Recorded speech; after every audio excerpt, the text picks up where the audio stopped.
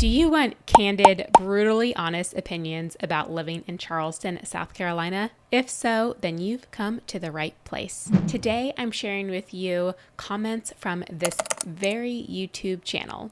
People leave comments on my videos all the time, which is great. Thank you so much for engaging. And today I thought it would be fun for me to pick out some of these comments and share my feedback and opinions on those comments and give my 2 cents about some of the conversations going on the channel. So if that sounds good to you, let's go ahead and dive right in.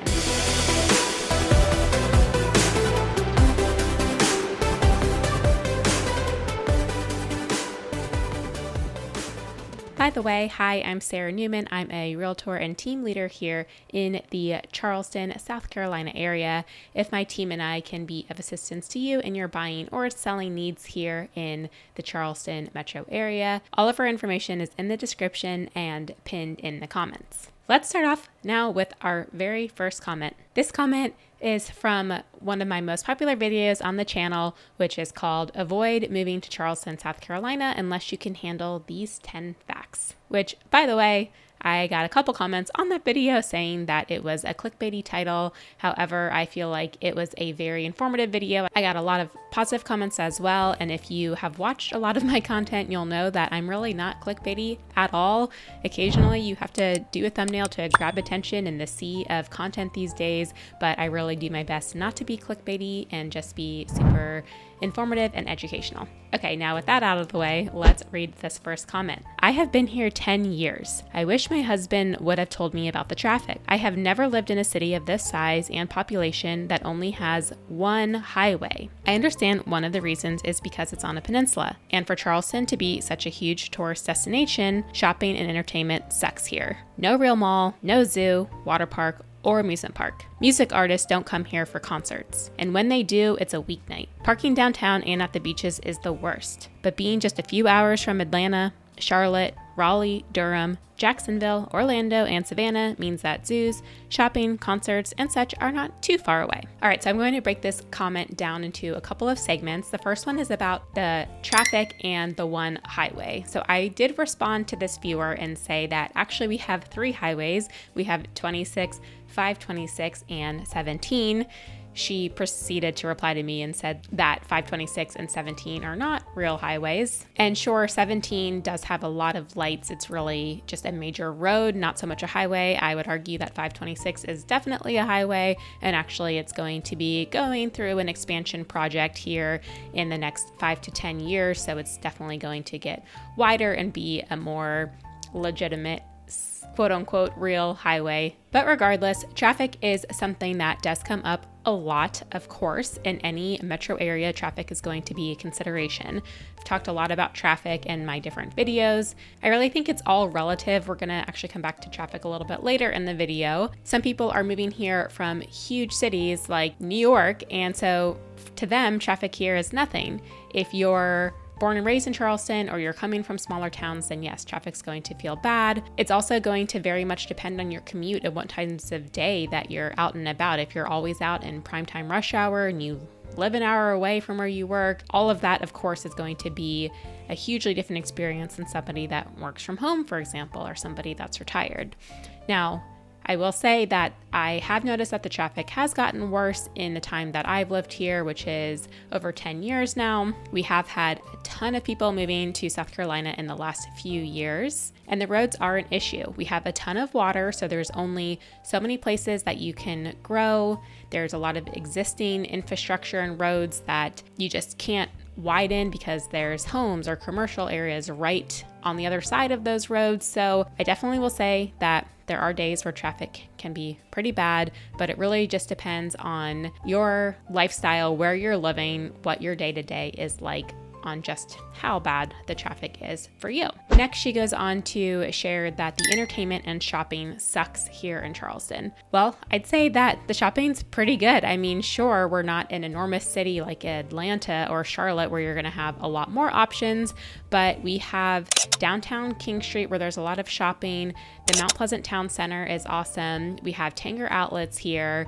We have some great furniture stores. So I would say that I personally have little qualms about the shopping, but hey, maybe I'm missing out and need to get to some of these other cities and see just how amazing the shopping is. She says there's no zoo, amusement park, or water park, but she's right. We don't have a zoo. We don't have amusement parks. The closest amusement park is Carowinds, which is about 3 hours or so right on the border of North and South Carolina outside of Charlotte. And the closest zoo is Columbia, which is just about 2 hours. So you definitely have those things in driving distance. She said that music artists don't come here, and when they do, it's a weeknight. Well, I think that days of the week are just kind of uncontrollable. A lot of artists tour around. They just happen to be at certain places on weeknights and certain places on weekends. Weeknight concerts are super common in all cities, but I would say that we get a ton of amazing artists here. We have the Daniel Island Stadium called Credit One. That's a huge outdoor venue. They get really big names like Elton John, big country stars. Dave Matthews Band has played there. And then in North Charleston, we have the Performing Arts Center for smaller venues, as well as the Coliseum for larger concerts. There are way too many big names to count, everything from classic rock to rap to country and beyond. We also get a lot of tours that travel through, so Broadway shows or off-Broadway shows. I've seen Cirque du Soleil, the Broadway version of The Lion King. I've seen comedians. There's a ton of entertainment that comes through Charleston, and we have some of our own local shows like downtown at the Dock Street Theater, which is really incredible. This viewer did acknowledge that we are just a few hours away from a lot of other big cities where you can go and see other concerts and get your shopping and entertainment in, which is true. She also says parking downtown and at the beaches is the worst. Personally, I just park in parking garages downtown. Occasionally I get lucky. I find a street spot, which is great, but there's garages everywhere and they're super affordable. So I don't think it's a big deal to park in the garages. I've never seen them where they're all full or anything. Just personally not a problem for me. I will say that the beach parking can be challenging. I'm going to get back to that later in the video with a different comment. One thing I forgot to say about the shopping and the malls is that, yes, we have a couple of malls here and they are on the decline. They are half empty, it seems. They've started to get other types of vendors in there, like they've rented them out to healthcare providers and things just to be able to fill the space. So it is a little bit eerie to go to a mall and have it just feel like it's empty. It's definitely different than the malls that I grew up in, but I feel like this is more of a national trend as people are shopping more online these days. There's less in-person retail, and especially in warmer climates here, we have outdoor malls, like I mentioned, the Mount Pleasant Town Center, that's always busy, but I think the indoor malls here have been on the decline for a while, and I'm curious if it's the same way wherever you live. Is this a national thing, or is this more local to Charleston, or maybe warmer weather climates? I know I went to the mall on Black Friday when I was in Rochester, New York, visiting family a couple years ago, and it was a zoo. Granted, it was Black Friday, so that makes total sense, but I wonder if cooler climates tend to have malls that are busier because A, they don't have outdoor malls as well, and B, maybe they're just looking for certain things to do during the year that they can't be outside, so they just go to the mall. I'd be curious to get your thoughts on malls in the comments below. So then someone else jumped into this thread that I had going back and forth with this particular viewer, and this person said, try LA for a few years and then you'll feel like you're living in the country here. Traffic is mild compared, and the downtown here is an actual walkable European-ish downtown, meaning it's a real downtown like towns all over were before the 1970s until Walmart decimated them in most places. One of the few great downtowns in America. That's why it's always rated top place to visit. Take that away and there is still a beach. Take that away and there's still no blizzards. Regarding traffic again, I routinely drive 50 to 100 miles a day in zero traffic. Just don't go from the inner part to the outer parts like Somerville at 4:30 p.m. If you were going from the outer parts like Somerville to the inner parts, including Mount Pleasant / West Ashley at that time, there is really no traffic to speak of. I do it pretty much every day. Anyone crying traffic has to be from the sticks. They've definitely never lived where there is major traffic. They also must be getting on the exact wrong road at the exact wrong time. I can drive from Mount Pleasant to downtown and back multiple times a day with zero traffic basically ever. Okay, so this comment is super interesting. It's someone who drives all of the time sharing their experience. And I will say, as a realtor, I'm driving all of the time as well. And most of the time it's totally fine. Now, granted, I'm in a reverse traffic pattern different. So from where I live, I'm often going out to Somerville. That's where I do a lot of business. I do business all over Charleston, but a lot of my clients are in Somerville specifically. So I am going from James Island to Somerville. If it was the reverse for me and I was trying to go from Somerville towards Charleston, James Island, Mount Pleasant in the mornings, yes, the other side of the highway is typically backed up when I am cruising down the opposite direction, and same on the way home. I have what I would call a reverse commute. So I'm very fortunate that way. Again, if you're commuting in the main traffic patterns at rush hour, yes, you're going to be stuck in traffic. If you're going outside of those hours or different routes, then you're probably going to be totally fine most of the time. Now, traffic does get heavy, so it might take you 5-10 extra minutes to get where you're going if you are out in heavier times, like when school gets out. So just account for that in your travels. I also appreciate how this person shared about the walkable European downtown. It is such a charming part of Charleston. It is something that draws people in from all over the country, all over the world. It is super walkable. So if you're okay walking a few miles, you can definitely see a lot of the main parts of downtown just by walking, which I personally also really love. And yes, even without that, we still have the beaches. And as this viewer said, even without that, we still don't have blizzards. So if you are somebody that wants to get out of blizzards and super cold weather, then Charleston is definitely a great place for you. Now, speaking of downtown, that gets me into the next comment, which says, I really wanted to love this place. I stayed for a week and was honestly very disappointed. Very big homeless problem and definitely wouldn't feel safe walking the streets at night. Some parts are run down, dirty, and if you make one wrong turn, you'll end up in a bad area. Outside of King Street and the Battery, it feels like your average poor neighborhood. The history is interesting and it's nice to be close to the beaches, but definitely not enough for me to come back. Well, so first I'd say that this person only saw downtown. They didn't go to the suburbs, and it's a very different experience to just stay downtown for a week than it is to actually live in a city and live in the suburbs. So this is just one tourist opinion. Yes, we have homeless people here. I don't know if there's really any city in America where there aren't homeless people. I have been to other big cities, and in my opinion, I'd say the homeless population here is just much smaller than I've seen in other cities. And that's not to diminish that problem or say that it's not important. I'm just saying if you've been to San Francisco, for example, then you know what I'm talking about. They said they wouldn't feel safe walking the streets at night. I mean, I think it's always a good idea to be smart and not walk any street alone at night, no matter where you are. But I used to work downtown at nights, and overall, I felt totally fine and safe. Now, of course, things happen. There has been violence downtown, and there's violence other places too. So you should always take measures to prioritize safety. He said that some parts are run down and dirty. And in full honesty, I would say that in the last few years, I've noticed that some parts of downtown that I used to think were really nice have gone downhill a little bit, where there is more trash, there is more of a stench. And that's something that I've been noticing this year, and that some other friends of mine have noticed as well, that maybe it's not quite as nice as it used to be. Don't exactly know why that is, if there's just more tourists than ever, or if something's changed with how they're keeping up with downtown. I really don't know why, but I can say that I do think it has changed a bit in the last few years. So I do partially agree with that statement in some parts of downtown. Now, moving on to the next comment. This one simply says, "We're full. Go somewhere else." I see this comment all the time, not just on my channel, but if you're in any Facebook groups about Charleston and you're simply posting in there about, hey, I'm from XYZ, wherever you're living now, and thinking about moving to Charleston, you're going to have so many trolls out there saying, we're full, as if that's a super helpful comment to make. Just no explanation, just we're full.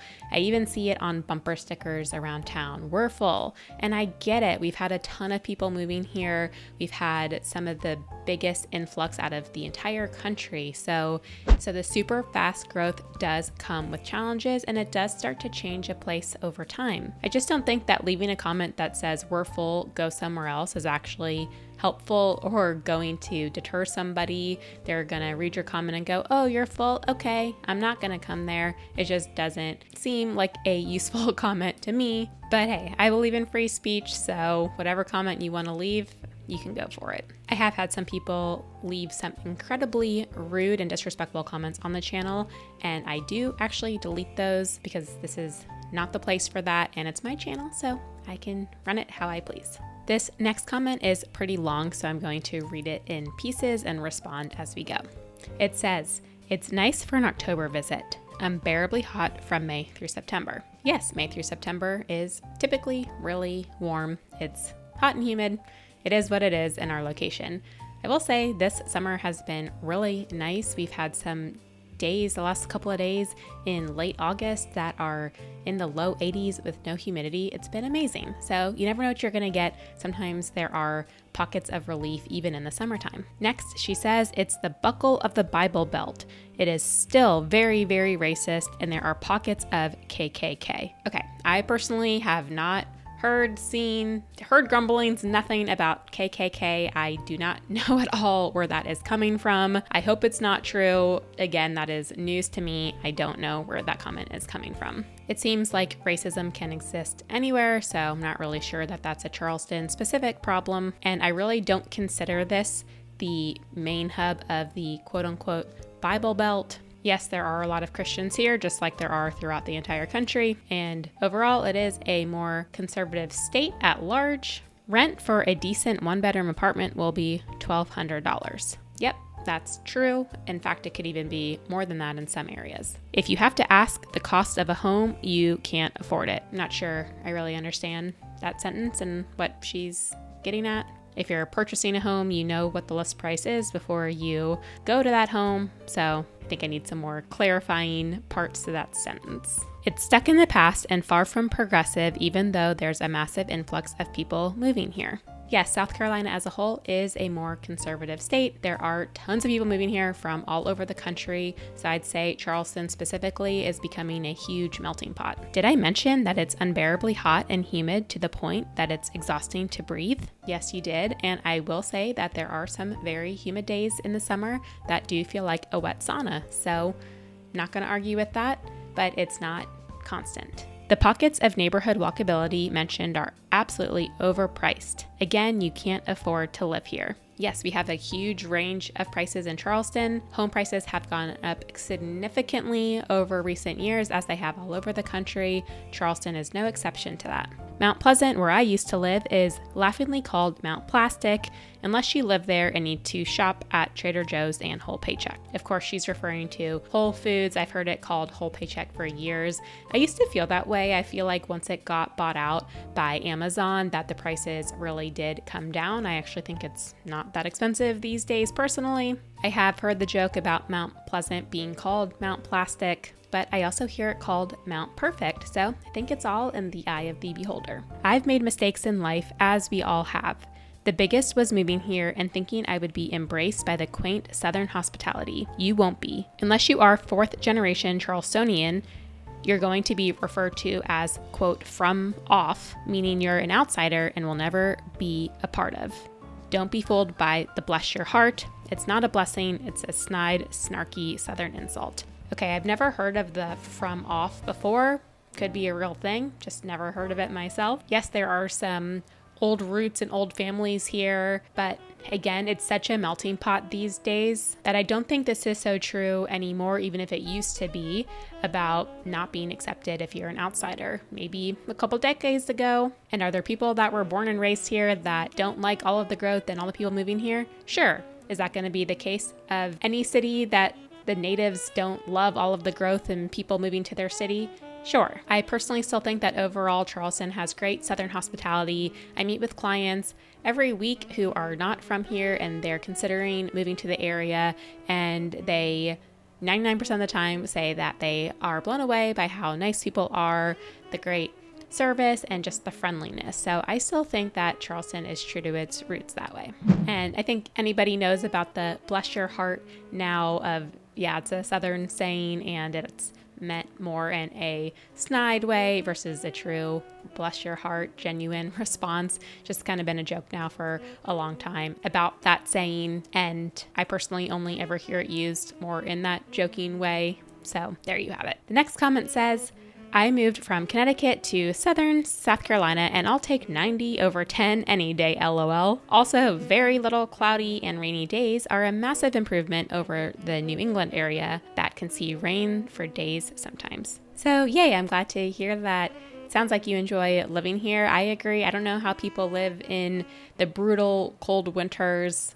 I would also take 90 over 10 any day.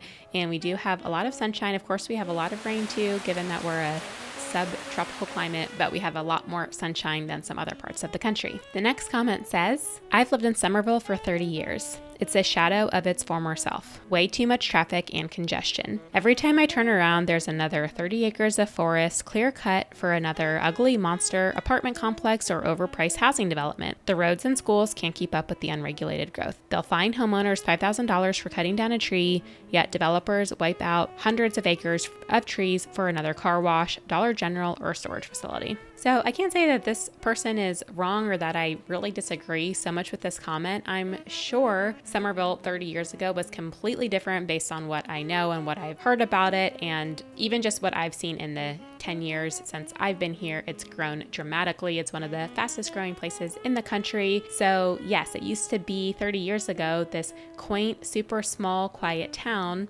It's not that way anymore. So I totally get it. There is traffic, there is congestion, just like there is in the rest of Charleston, as we talked about earlier. They are doing a little bit to increase the roads, but not enough. And the schools as well have also gotten overcrowded. They are building more schools also, but yes, there's been a lot of growth in a short time and there are some growing pains going on. They do fine homeowners for cutting down certain trees that are protected. So as an example, we have oak trees here in Charleston, and the grand oaks specifically are protected. You cannot cut them down, and you will get massive fines for cutting them. I don't think the developers are protected from this. You'll see in certain places where they have cut down trees that they will leave the oaks protected and standing. So if it's an oak that's on a lot, for example, where a house is going to be, they have to build the house around it, or they just leave that space as green space and then build houses next to it where there weren't any oaks. I think sometimes the developers can cut a deal with the city or county or whoever it is that if they do have to cut down some of the protected trees, that they will plant 1,000 in its place or something like that. I don't know the exact rule, but there are a lot of regulations around it, so they have to make up for cutting down some of these trees. But again, typically they are protected, and it's a really big deal here to cut down the oak trees. In Somerville, where this viewer is talking about, it used to be a pine forest where they would cut down trees for the paper mill. So it was basically a tree farm. And to my knowledge, pines are not protected. I'm not a tree expert, but there has been a lot of cutting down of trees and forests to make room for new subdivisions, commercial areas, and this spreading out from closer into Charleston. So now that closer into Charleston is really full and saturated, there's really only a couple of directions that you can go, and that's largely out in the Somerville area where, yes, they have had to cut down a lot of trees.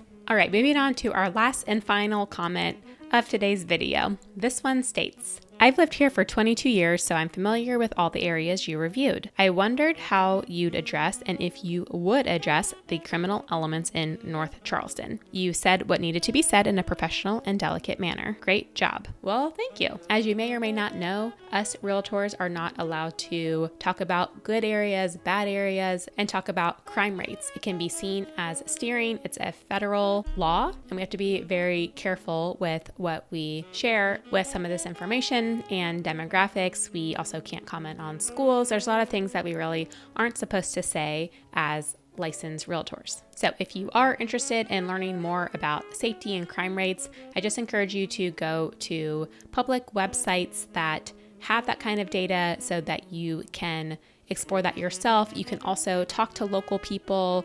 You can go into Facebook groups. There's a lot of ways that you can go about getting that information. What you didn't say is that we're full. Once again, this full comment. The beaches and access to them is sadly limited now, with Isle of Palms all but refusing parking on the street. Sullivan's Island is pretty much the same. Daniel Island is land and a river, no beaches there. Folly is known as the family beach and is much less elitist than IOP and Sullivan's, but again, the parking. Charleston offers much, but prices are significantly higher each year with no end in sight. Did I mention that we are full? Yes, I believe that you did mention that we are full. So yes, to address the beach parking here, beach parking here can be tough, especially prime time summer or spring break, those really high peak seasons. Most of our beach parking is just street parking, so it's kind of luck of the draw if you're going to find it. There are a couple of lots that are paid lots, but they're not very big, and personally, I'd much rather park for free than having to pay for parking. I know Isle of Palms has been debating among its residents for a while about wanting to remove some of the street parking. They actually ended up adding street parking a few years ago on the one side of the main drag of Isle of Palms, where they introduced, instead of the parallel parking this direction, they angled it so that you could actually fit more cars. So they ended up having more street parking available than in the past. On Sullivan's Island and Folly Beach, I think you really just kind of have to know where to go to find the parking, but essentially you just have to go down some of the small residential streets, check the signs, make sure that parking isn't prohibited, and if not, then as long as you're pulled off of the road with all your tires off the road so that you don't get a ticket and you're allowed to park there, then you can find street parking. It can just take a little bit more effort, especially when things are super busy. There's only been a handful of times that I remember going to the beaches and just feeling like it was way too crowded and I was having trouble finding parking, so we ended up leaving, but that's been very few and far between, and now I mostly just avoid going at the peak times.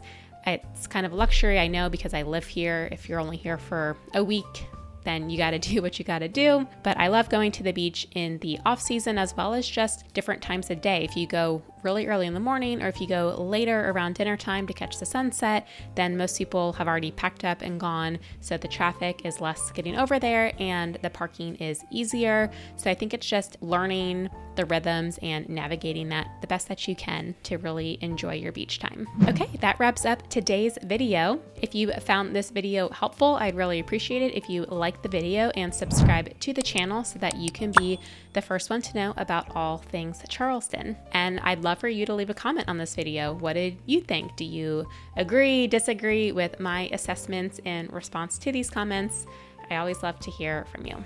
I also send out a weekly newsletter every single Thursday about the Charleston area. So if you're moving here, thinking about moving here, or you possibly already live here, then you are welcome to subscribe. It's totally free. There's a link below, and every Thursday you'll get an email newsletter that has something interesting about what's going on around town, different news articles, restaurant spotlights, all kinds of things, as well as a calendar of upcoming events every single week. Thank you so much for watching, and I'll see you in the next video.